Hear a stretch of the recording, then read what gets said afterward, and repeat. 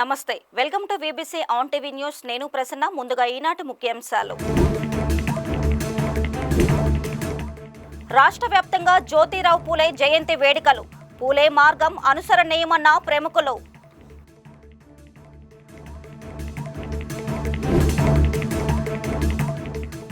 ఒంటిమిట్ట కోదండరామునికి 3 స్వర్ణ కిరీటాలు. కళ్యాణోత్సవాలకు పెన్నా సిమెంట్స్ కానుక.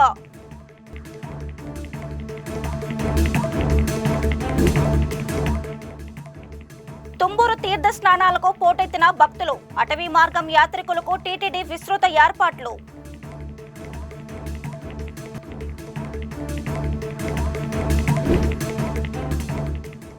యువతకు ఓబీసీ కార్పొరేషన్ చేయూత.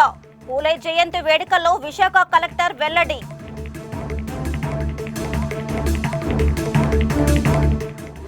మహాత్మా జ్యోతిబా పూలే 199వ జయంతిని రాష్ట్ర సచివాలయంలో ఘనంగా నిర్వహించారు.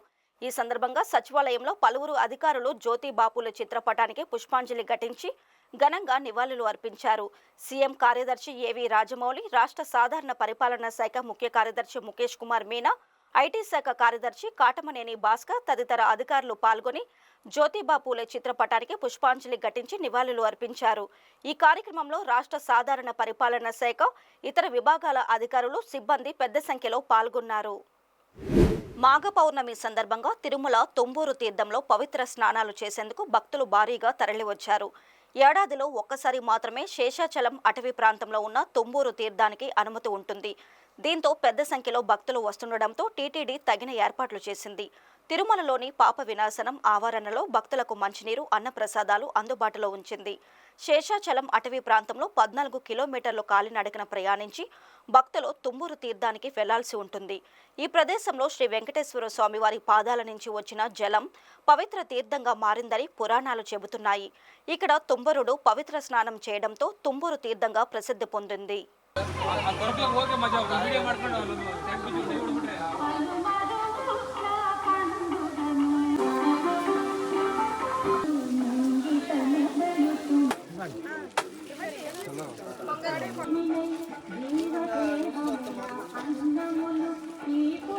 తుంబూరు తీర్థ ముక్కోటి మహోత్సవాలకి తిరుమల తిరుపతి దేవస్థానం తరపున చైర్మన్ గారు, గౌరవ ఎగ్జిక్యూటివ్ ఆఫీసర్ గారి ఆదేశాల మేరకు అన్ని విధాలుగా అన్ని రకాల ఏర్పాట్లు భక్తులకి, యాత్రికులకి ఏర్పాటు చేయడమైనది.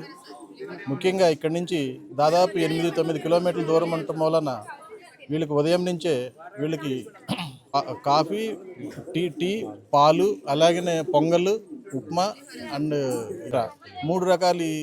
మూడు రకాల మనము టిఫిన్లు అవి కూడా అరేంజ్ చేయడం జరిగింది. ఎన్ని కావాలంటే అన్ని తీసుకోమని చెప్తా ఉన్నాం. ఇప్పటి వరకు కూడా దాదాపు 3000 వరకు మంది వచ్చారు. ఇంకొక 1000 మంది కూడా వస్తారని చెప్పి ఆశిస్తూ ఉన్నాము. వీళ్ళకి ముందుగానే మన స్క్రీనింగ్ హెల్త్ అక్కడ వెళ్ళిన తర్వాత, ఎందుకంటే దారి సక్రమంగా ఉండదు, లోయలు అలాగనే అప్ అండ్ డౌన్స్ ఉంటాయి కాబట్టి ఎవరు ఇబ్బంది పడకూడదు కాబట్టి చిన్నపిల్లలు అలాగే వృద్ధులు కానీ ప్రెగ్నెంట్ లేడీస్ వాళ్ళని మనం పంపించడం లేదు. ఇక్కడ హెల్త్ టీమ్స్ ఉన్నాయి. లోపల కూడా మనకి ఫస్ట్ ఎయిడ్ సెంటర్స్ మూడు చోట్ల పెట్టడం జరిగింది. దాదాపు 4.5 కిలోమీటర్ల వరకు వాటర్ సప్లై మనం టబ్స్ అయి పెట్టి అరేంజ్ చేయడం జరిగింది. మిగతా చోట్ల మనం పెట్టడానికి వాటర్ పైప్ లైన్ కానీ లేకపోవడం వల్ల మనం చేయలేకపోతున్నాం. అయినప్పటికీ కూడా అక్కడ వేరే టబ్బులు పెట్టి అక్కడున్న వాటర్ ఫాల్ నుంచి బకెట్ తోటి నింపి టబ్బుల్లో నింపేసి అక్కడి నుంచి యాత్రికులు ఇబ్బంది పడకుండా చేయమని చెప్పడం జరిగింది. అలాగనే సమ్మర్ని దృష్టిలో ఉంచుకొని ఓఆర్ఎస్ ప్యాకెట్లు, డీహైడ్రేషన్ చేయడానికి సదుపాయాలన్నీ కూడా ఏర్పాటు చేయడమైనది. నైట్ స్టే మాత్రము మా దేవస్థానం తరపున మనమైతే కనుక యాత్రికులు ఎవరిని కూడా యాక్సెప్ట్ చేయడం లేదు. ఇంకా ఎక్కువ మంది వస్తారని చెప్పి భక్తులకు ఏ రకమైన ఎటువంటి ఆటంకములు, ఎటువంటి ఇబ్బందులు లేకుండా తిరుమల తిరుపతి దేవస్థానం తరపున అన్ని రకాల ఏర్పాట్లు చేయడం జరుగుతున్నది.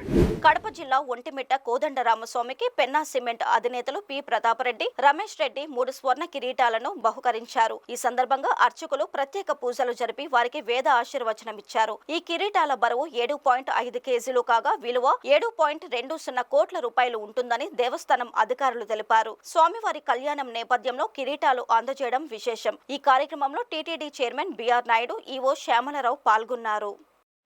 అంటరానితనం నిర్మూలన, మహిళా సాధికారత కోసం పాటుపడిన జ్యోతిబా పూలే సేవలను సమాజం మరచిపోదని, ఆయన చూపిన బాట ప్రతి ఒక్కరికి ఆదర్శమని విశాఖ జిల్లా కలెక్టర్ ఎంఎన్ హరేంద్ర ప్రసాద్ అన్నారు. జ్యోతిబా పూలే 199వ జయంతి సందర్భంగా విశాఖ గ్రీన్ పార్క్ రోడ్డులో ఉన్న ఆయన విగ్రహానికి పూలమాలలు వేసి నివాళులు అర్పించారు. ముఖ్యమంత్రి చంద్రబాబు నాయుడు ఆదేశాల మేరకు పూలే జయంతిని రాష్ట్ర పండుగగా నిర్వహిస్తున్నామని తెలిపారు.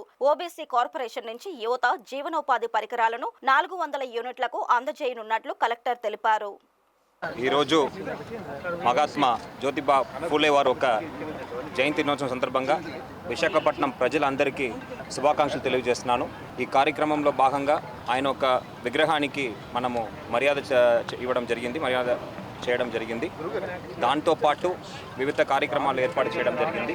ఈరోజు ఆ మహానీయుడు ఒక కాంట్రిబ్యూషన్ని ప్రతి ఒక్కరూ గుర్తుపెట్టుకోవాలి. సమాజంలో అన్టచబిలిటీ లేకుండా మహిళా సాధికారత కోసం కష్టపడిన మొట్టమొదటిగా ప్రయత్నం చేసి ఈరోజు విమెన్ ఎంపవర్మెంట్ గురించి మనం మాట్లాడుకుంటున్నాం. మహిళలు చాలా వరకు అభివృద్ధి చెందారంటే కేవలం ఆ మహాత్మ ఒక కృషి వల్లే.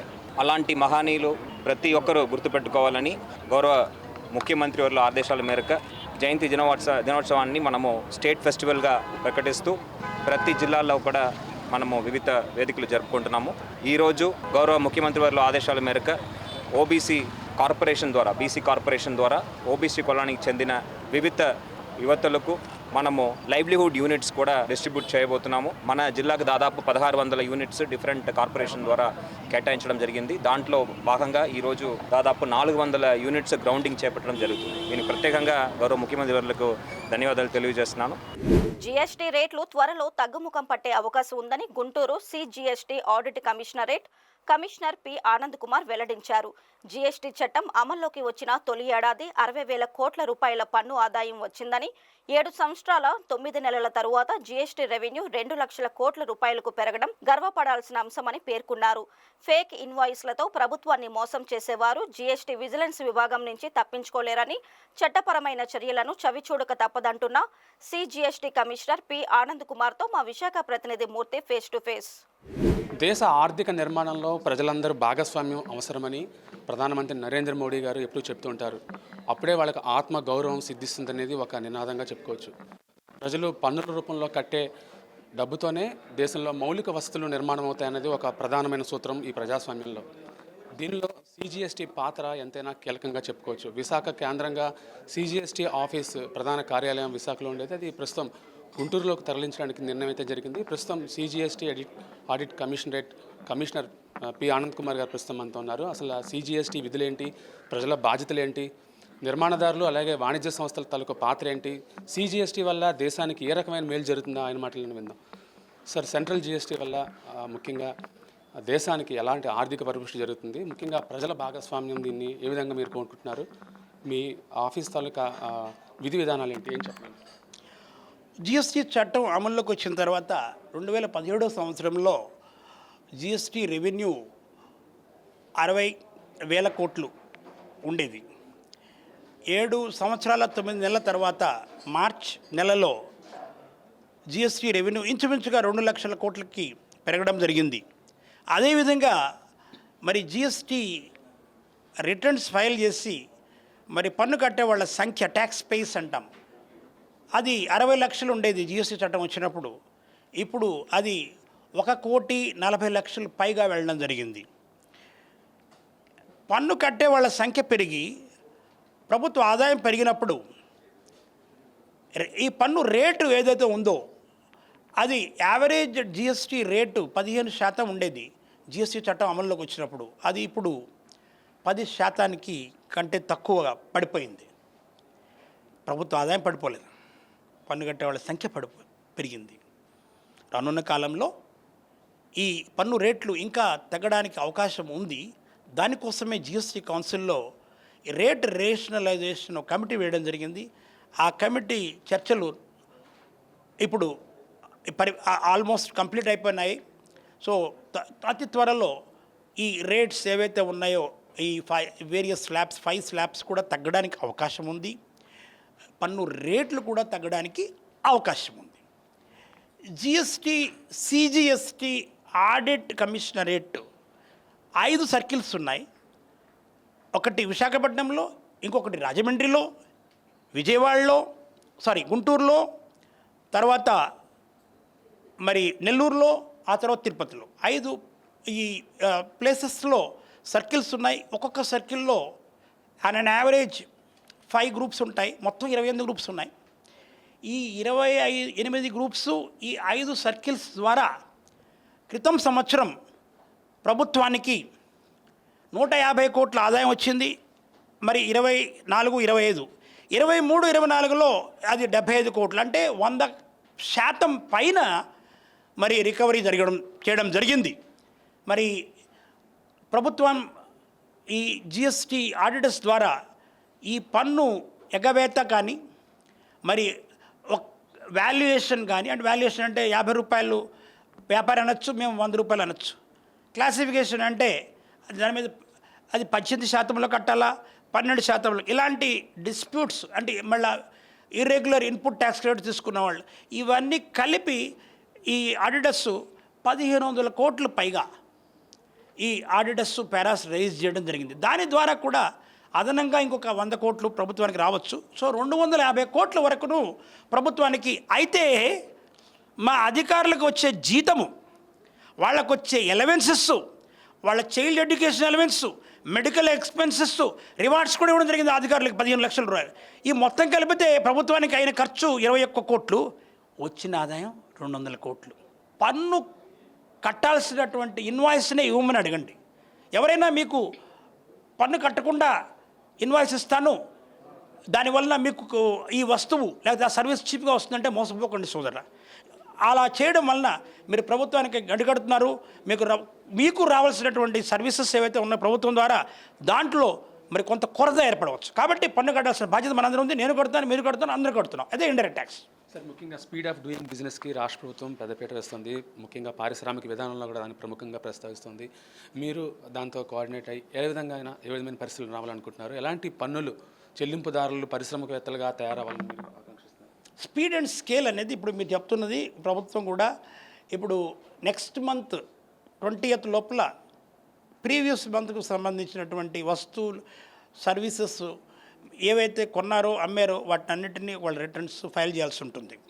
సో మేము కూడా 20వ తారీఖు అయిన వెంటనే రిటర్న్ ఫైల్ చేయకపోతే ఆ లిస్ట్ తీసుకుని ఎవరైతే రిటర్న్స్ ఫైల్ చేయను, నాన్ ఫైలర్స్ అంటాం, వాళ్ళ టెలిఫోన్ నెంబర్స్ మా దగ్గర ఉంటాయి. మా ఆఫీసర్స్ వాళ్ళకి మీరు ఎట్లా అయితే ఇప్పుడు మొబైల్ బిల్లు కట్టకపోతే కాల్ సెంటర్ నుంచి మీకు కాల్స్ వస్తాయో, అదేవిధంగా జిఎస్టీ మరి జ్యూరిడిక్షనల్ ఆఫీసర్స్ వాళ్ళకి ఫోన్ చేయటము, వాళ్ళకి బల్క్ మెసేజెస్ పంపించటము, ఈమెయిల్ పంపించటము చేసి, ఇన్ఫ్యాక్ట్ నేనైతే గుజరాత్లో ఉన్నప్పుడు మరి ఇలా అవుట్ రీచ్ చేస్తుండేవాడిని. అవుట్ రీచ్ అంటే వర్తక వ్యాపారులని తరచుగా కలవడం ద్వారా మరి రిటర్న్స్ 56% ఫైల్ అయ్యాయి.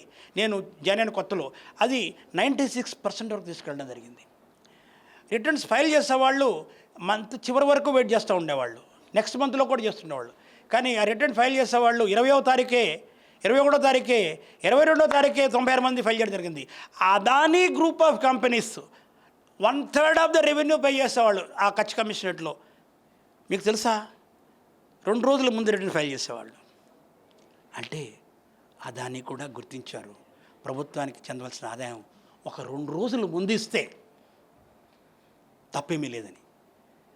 అదే మెసేజ్ మేము ఇక్కడ ఉన్నటువంటి మరి ఈ మాధ్యమం ద్వారా ప్రజలకు తెలియజేయాలనుకుంటున్నాను. సార్, జిఎస్టీ ద్వారా రేట్ల స్థిరీకరణ జరుగుతుంది అనుకుంటున్నారు. మరోవైపు పెట్రోల్ ఎప్పుడు పరిధిలోకి వస్తుంది జిఎస్టీ పరిధిలోకి? పెట్రోల్ ఇంకా మీకు తెలిసే ఉంటుంది, మరి ఇంకా జిఎస్టీ పరిధిలోకి రాలేదు. దీని మీద చర్చలు జరుగుతున్నాయి. ఎప్పుడైతే మరి మెజారిటీ నెంబర్ ఆఫ్ స్టేట్స్, అంటే 29 రాష్ట్రాలు ఉన్నవి తెలుసు, 2 రాష్ట్రాలు మరి యూనియన్ టెరిటరీ వాళ్ళకి అసెంబ్లీ ఉంది, వీళ్ళందరూ ఒక తాటి మీదకి వస్తే మెజారిటీ దీనికి ఒప్పుకుంటే మరి తప్పకుండా పెట్రోల్ కూడా డీజిల్ కూడా దీంట్లో రావడానికి అవకాశాలు ఉన్నాయి. సార్, ఆర్టిఫిషియల్ ఇంటెలిజెన్స్ ఉపయోగించుకుని మీ వ్యవస్థను ఇంకా బలోపేతం చేయడానికి, మెరుగైన సేవలు అందించడానికి దేశానికి ఏ విధంగా తోడ్పడాలి? ఆల్రెడీ మేము ఆర్టిఫిషియల్ ఇంటెలిజెన్స్ అయితే డేటా అనలిటిక్స్ ఉపయోగించుకుంటున్నాము. ఆడిట్ తీసుకునేటట్లయితే రిస్క్ పారామీటర్స్ ఉంటాయి. అంటే ఎవరెవరు ఈ రిటర్న్స్ ఫైల్ చేస్తున్నారు, చేయడం లేదు, ఎవరెవరు ఎక్కువగా ఇన్పుట్ ట్యాక్స్ క్రెడిట్ ఉపయోగించుకుంటున్నారు, అట్లా ఎవరెవరు సడన్గా వాళ్ళ వ్యాపారం పెరిగిపోతుంది, వాళ్ళ 100 రూపాయలు అన్నవాడు నెక్స్ట్ డే 1000 రూపాయలు, నెక్స్ట్ డే 1,00,000 రూపాయలు అంటున్నాడు, ఎలా పెరుగుతుంది, దీంట్లో ఏమైనా మోసం జరుగుతుందా అని ఈ డేటా అనలిటిక్స్ ద్వారా ఢిల్లీలో మాకు ఒక ఈ సంస్థ ఉన్నది, DGARM అంటాము. సో ఈ DGARM అనేది ఆ డేటాను తీసుకుని అనలైజ్ చేసి ఇప్పుడు మాకున్నటువంటి 2 లక్షల ఇంచుమించు ఏదైతే రిజిస్టర్డ్ యూనిట్స్ ఉన్నాయో ఆంధ్రప్రదేశ్ మొత్తం కేవలం 900 యూనిట్స్ని సెలెక్ట్ చేసి పంపించడం జరుగుతుంది. అంటే 0.5%. అది artificial intelligence. Thank you sir. ఇది ముఖ్యంగా ఆనంద్ కుమార్ గారు చెప్తుంది. దేశ ఆర్థిక ప్రగతికి జిఎస్టీ ఎంతో దోహదపడుతుంది. అందులో CGST పాత్ర చాలా కీలకం ఉంది. రాబోయే రోజుల్లో దేశానికి మరింత సేవలు అందించే విధంగా తమ వ్యవస్థని బలోపేతం చేస్తున్నామని చెప్పి ఆయన మాటల ద్వారా చెప్తున్న పరిస్థితి ఇక్కడ కనిపిస్తుంది. వీడియో జర్నలిస్ట్ కృష్ణతో Murthy, VBC on TV, Visakhapatnam. Denkada మండలం ఐనాడ్ వద్ద విజిలెన్స్ అండ్ ఎన్ఫోర్స్మెంట్ దాడులు నిర్వహించారు. ఈ దాడులో బీహార్ నుండి అక్రమంగా తరలిస్తున్న విదేశీ సిగరెట్ ప్యాకెట్లను విజిలెన్స్ అధికారులు స్వాధీనం చేసుకున్నారు. ముందస్తు సమాచారం మేరకు దాడులు చేపట్టిన అధికారులు 1,72,00,000 రూపాయలు విలువ చేసే 3,15,000 సిగరెట్ బాక్సులను స్వాధీనం చేసుకున్నట్టు vigilance and enforcement SP Prasad Rao తెలిపారు. 2 వ్యక్తులను అదుపులోకి తీసుకుని కేసు నమోదు చేశామని పేర్కొన్నారు.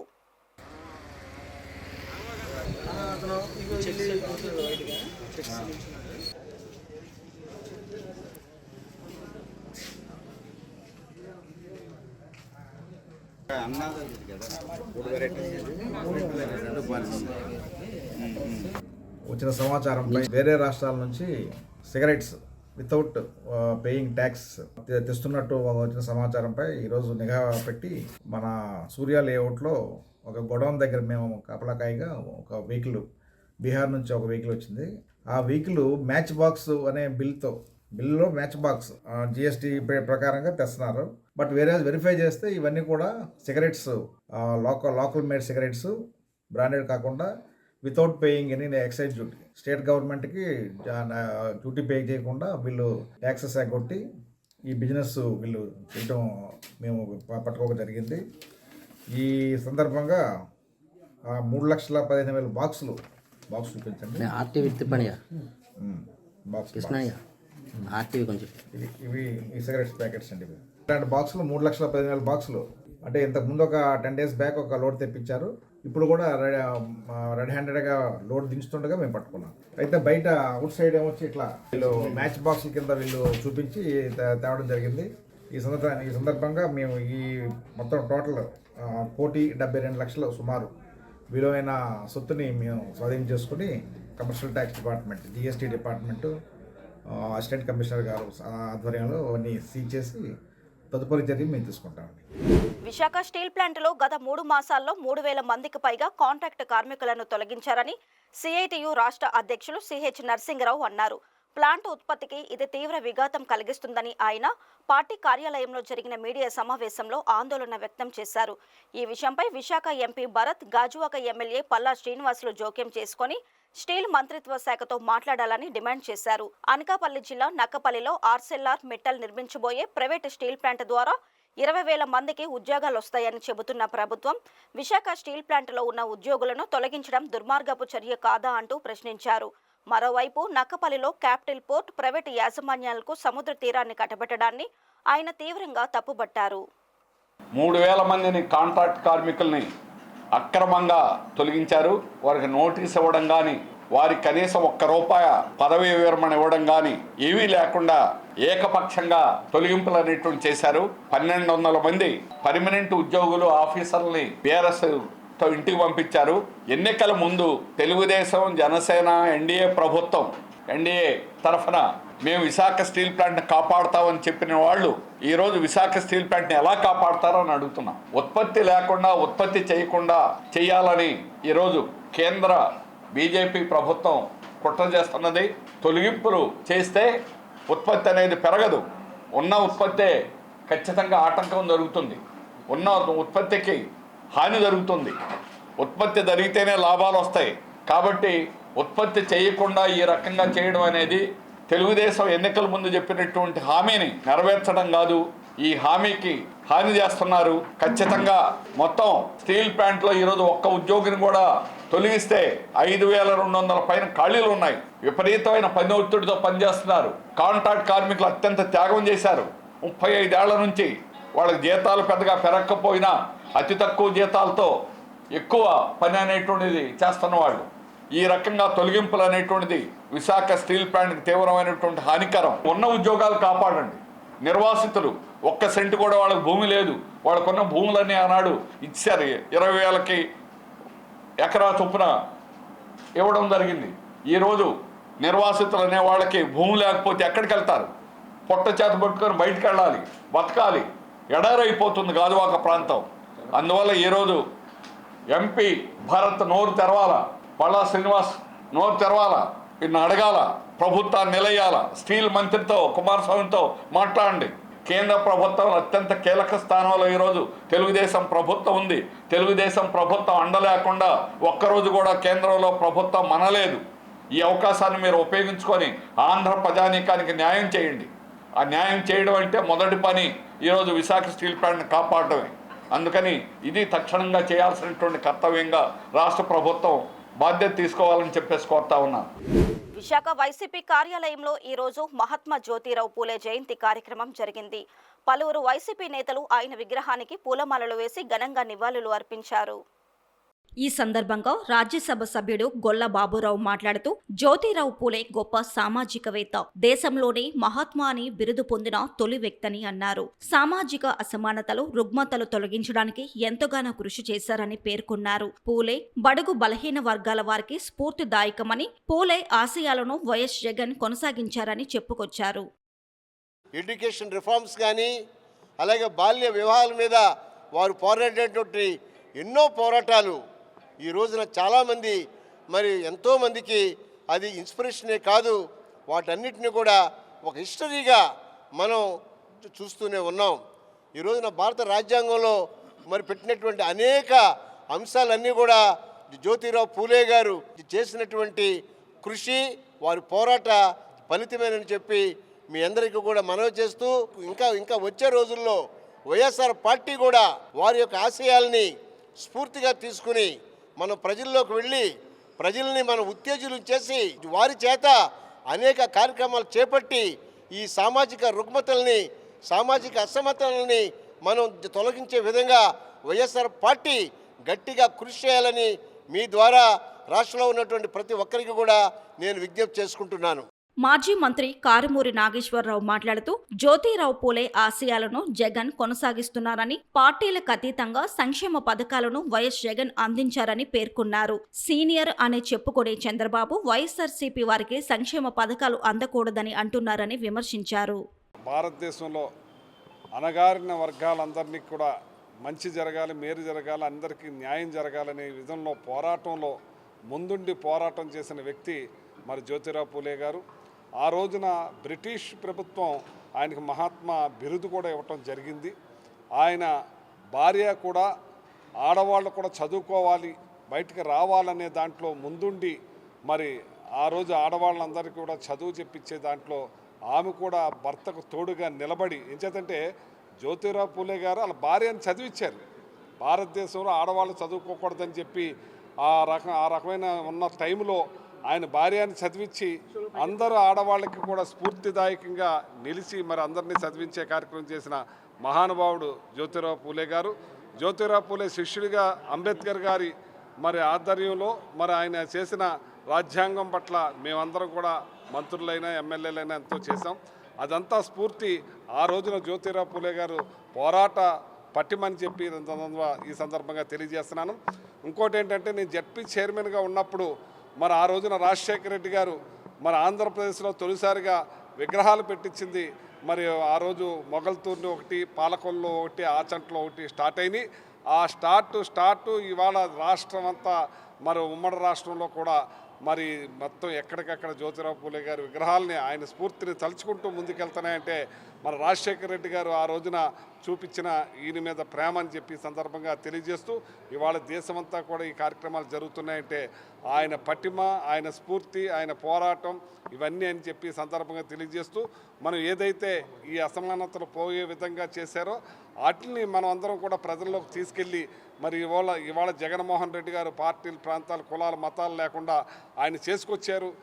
దాన్ని ఈ రోజున మళ్ళీ ఒక అనుభవజ్ఞుడైన వ్యక్తులు కూడా మరి తొందరపడి కొందరికే చేయాలని మాట్లాడుతున్నారు. అది కాకుండా ఆ రోజున ఏదైతే పోరాటం చేశారో ఒక జ్యోతిరావు పూలే గారిని గుర్తు తెచ్చుకోవాలని, ఒక అంబేద్కర్ గారిని గుర్తు తెచ్చుకోవాలని చెప్పి, ఒక బాబు జగజ్జీవన్ రావుని గుర్తు తెచ్చుకుని మరి ఇప్పుడున్న పాలకులు చేయాలని చెప్పి మనస్ఫూర్తిగా కోరుకుంటున్నాను. ఏలూరు జిల్లా నూజివీడు నియోజకవర్గం ఆగిరిపల్లిలో జీరో పవర్టీ P4 ప్రారంభోత్సవ కార్యక్రమానికి హాజరైన ముఖ్యమంత్రి నారా చంద్రబాబు నాయుడుకి ఘన స్వాగతం లభించింది. హెలిప్యాడ్ వద్ద మంత్రులు, ఎమ్మెల్యేలు, అధికారులతో కలిసి ఏలూరు ఎంపీ పుట్టా మహేష్ కుమార్ ఘన స్వాగతం పలికారు. ముఖ్యమంత్రి నారా చంద్రబాబు నాయుడుకి ఆయన పుష్పగుచ్చం అందజేశారు.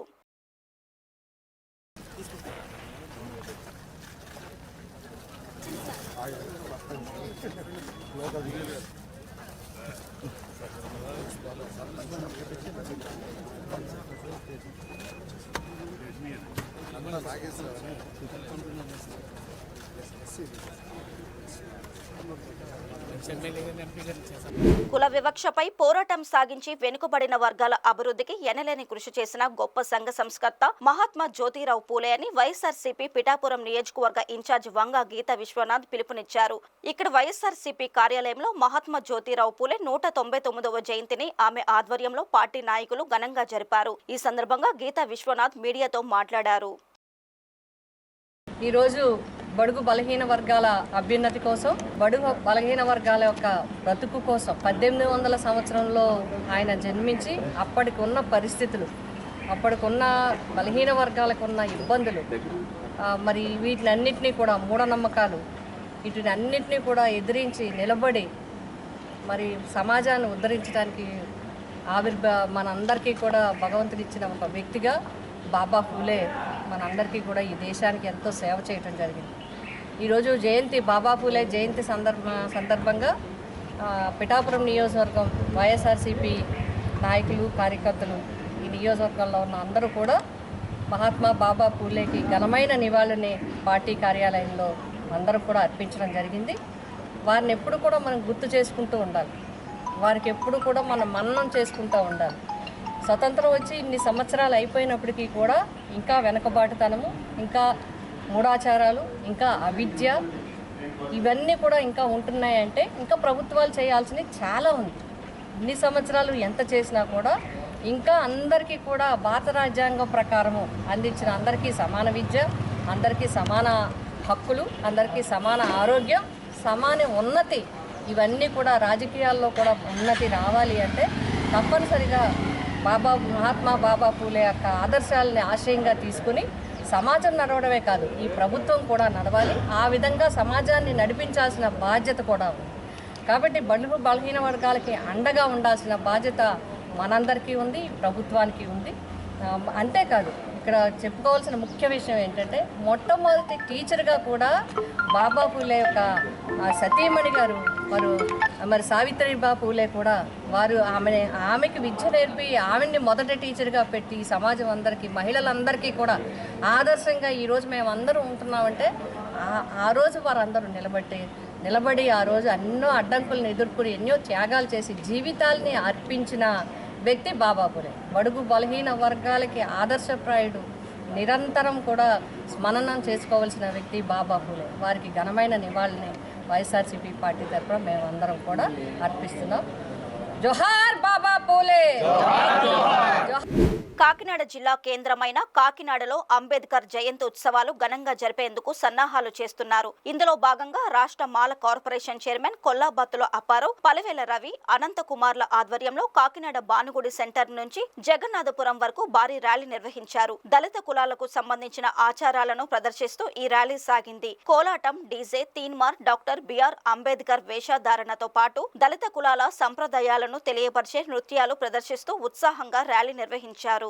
ఈ సందర్భంగా కొల్లాబత్తుల అప్పారావు మాట్లాడుతూ మహనీయులు పుట్టిన ఏప్రిల్ నెల ఎంతో ప్రాముఖ్యత కలిగిన మాసమని గుర్తు చేశారు. బాబు జగ్జీవన్ రామ్, జ్యోతిరావు పూలే, డాక్టర్ అంబేద్కర్ జయంతిని ఒకే నెలలో జరుపుకుంటున్నామన్నారు. ఇప్పటి వరకు కనీ విని ఎరగని రీతిలో అంబేద్కర్ జయంతి ఉత్సవాలను నిర్వహించేలా సన్నాహాలు చేస్తున్నామని అన్నారు. భారతదేశంలో ఏప్రిల్ నెల మహనీయులు పుట్టినటువంటి నెల. పేదరికాన్ని నిరంతరం చేసినటువంటి దేశ నాయకులు పుట్టినటువంటి ఏప్రిల్ నెలలో బాబు జగజ్జీవన్ రామ్, జ్యోతిరావు పూలే, డాక్టర్ బాబాసాహెబ్ అంబేద్కర్ ఉన్నటువంటి ఈ నెలలో బాబు జగన్ పుట్టినరోజు. ఈ రోజు అంబేద్కర్ పుట్టినరోజు ఏప్రిల్ 14 జరుగుతుంది. కానీ 10వ తారీఖున ఎందుకు చేస్తున్నామంటే అంబేద్కర్ జయంతి చేయడానికి సలహా దొరకలేదు. ఎందుకంటే భారతదేశంలో ఒక రోజు ఈ కాకినాడ జిల్లాలో కన్నీ విని ఎరగని రీతిలో ఉమ్మడి జిల్లాలప్పటి నుంచి కూడా మారుమూల మా పేటలో చేస్తాం తప్ప ఇది కాకినాడ జిల్లా ఏర్పాటులో అంబేద్కర్ జయంతి ఉత్సవం చేయాలని ఆలోచనతో ఈ 10వ తారీఖు జయంతి జరిగింది. ఇది తరానికి ఆదర్శంగా ఉండి 2-3 రోజులు కాకినాడలో ఉన్న పేటలన్నీ జిల్లాలో ఉన్న వాళ్ళంతా కూడా ఐకమత్యంతో అంబేద్కర్ యొక్క జయంతి ఉత్సవాలను ఇంకా ముందుకు తీసుకెళ్తారని చెప్పి తెలియజేసుకుంటూ దానికి సూచకంగానే 14వ తారీఖున అందరినీ సిద్ధపడడం కోసం ఈ యొక్క ర్యాలీ ప్రారంభించడం జరిగింది.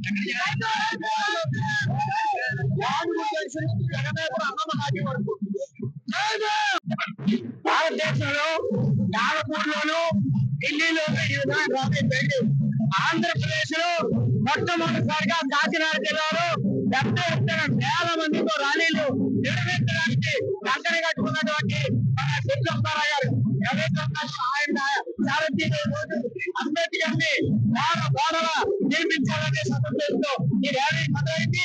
ఈ ర్యాలీ ఈ రాష్ట్రానికి ఒక మార్గదర్శకంగా ఆదర్శంగా ఉంటుందని దీని స్ఫూర్తితో యువతంతా చెడు మార్గం వీడి అంబేద్కర్ బాటలో నడవడానికి ఇదొక సూచిక తెలియజేస్తాను. నా పేరు పెట్టారు ప్రసాద్. ఈ వార్తలు ఇంతటితో సమాప్తం. మరిన్ని విశేషాలతో మళ్ళీ కలుద్దాం.